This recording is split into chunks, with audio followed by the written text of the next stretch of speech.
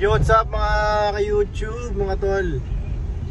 So magandang araw, no? Ayun ay araw ng Sabado. Ito, nakapag-drop tayo dito sa may PTX PTX first 01 ko. Ang oras is 11:36. So nag-first booking tayo dito, first drop. Galing ng Annex Las Piñas PWD 333. So tara, waiting tayo ulit ng pangalawa. So rolling tayo dito. Rolling tayo, alis tayo ng PTX para hindi tayo maano sa oras. Ayan o, first booking for this day of Saturday. Mapagpalang araw. Tara, kahit muna tayo.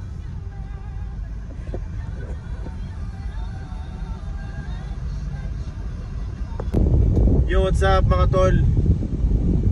Ito, nakakatatlong jobs pa lang tayo. Touring muna tayo papuntang Pandakan. Pumalya yung 4.5 ko. Naglolo ko yung aircon. Kapag na ganito to nawawala yung lamig niya. Mahaba na tayo dito. Check muna natin para hindi tayo mas mainam ng safe. Lahat bumabiyahe tayo, pa-check muna natin. Sacrifice muna natin ng ilang oras.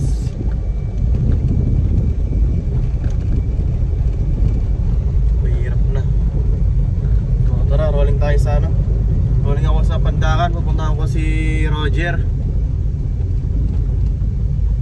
Gumagawa na aircon, sana nandun siya. Let's go. Yo, what's up mga tol? Nandito na tayo sa Pandakan, no? Dito na tayo kay Roger. Tanong tayo. Di niya yata kayang ayusin kasi meron pa siyang ginagawang taxi. Paano daw niya magagawa kung di naman daw niya nakikita yung issue. Kamote yata to. Di yata talaga marunong sa aircon to. Bibigyan ko pa daw siya ng isang problema. So bravo nang moro siguro ako. Ito yung aircon niya, yung lamig niya okay naman ngayon. Pero pag talaga, pag sobrang init, sumusumpong. Hindi ko alam kung anong tama nito. Kaya nga nandito ako para sana mapacheck ko sa kanya Wala rin. Bayan na lang muna tayo mga tol. Sana hindi naman to mawalan ng lamig mamaya kasi wala nang araw, makulimlim na.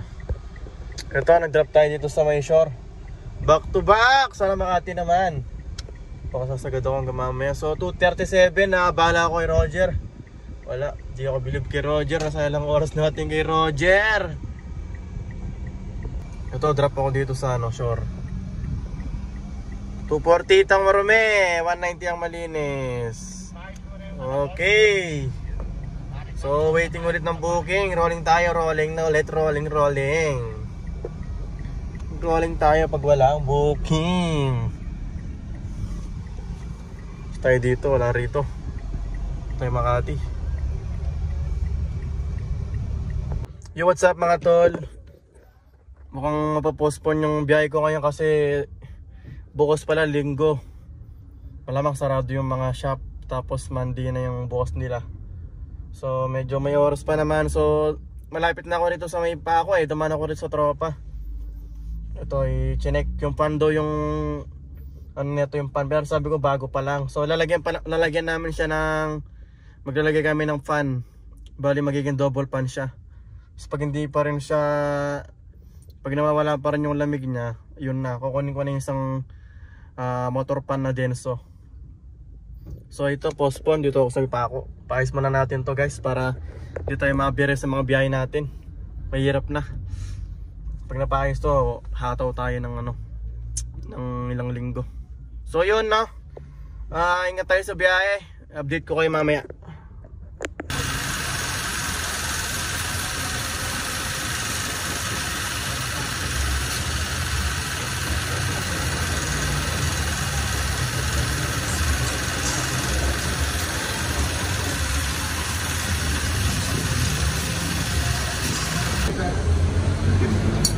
Bibigyan niyo ng 200 sa motor. O, panggastos sa motor. Ayan, si Kuya Luis yung gumawa ng ano natin. Nilagyan niya ng isang fan. Dito tayo sa may pako. Yan, dito. Sa WT Auto Aircon Repair. Dito lang yan matatagpuan sa ano, sa may along Pedro Hill. Pag nakita niyo yung McDo, galing kayo ng Tab, kaliwa lang kayo. Hanapin nyo si Kuya Luis, no?